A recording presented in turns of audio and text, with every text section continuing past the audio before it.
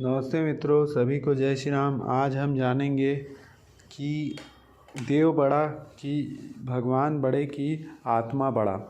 तो सबसे बड़ा चीज़ कौन सा है ये हम जानेंगे।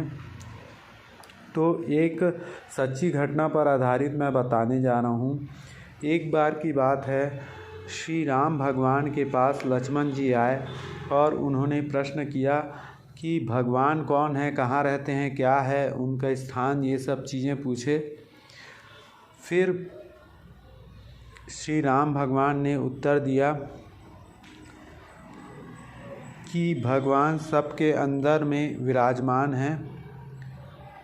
स्वयं भगवान की भी आत्मा होती है, उसी प्रकार मेरी भी एक आत्मा है, जो वही मेरा आत्मदेव ही पूर्ण रूप से ब्रह्म है।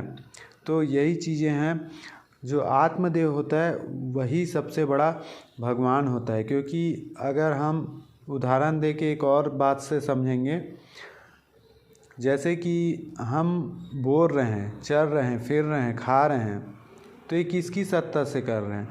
तो ये अपनी आत्म सत्ता है, जो आत्मा की चैतन्य शक्ति है, उसके द्वारा हम बोल रहे हैं, खा रहे हैं, पी रहे हैं, चल रहे हैं, घूम रहे हैं।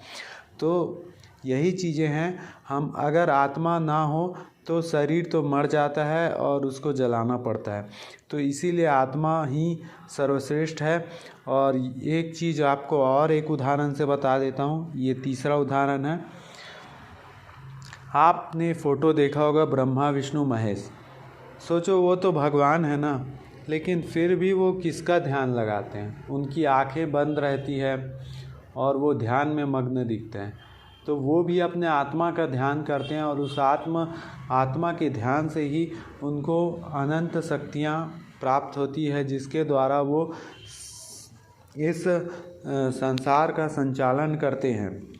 तो भगवान स्वयं आत्मदेव की महिमा गाते हैं और स्वयं योग वशिष्ठ महाराज जो ब्रह्मज्ञानी संत थे, वो उसने भी 55,000 श्लोकों में श्री राम भगवान को आत्मज्ञान दिया था। जय श्री राम।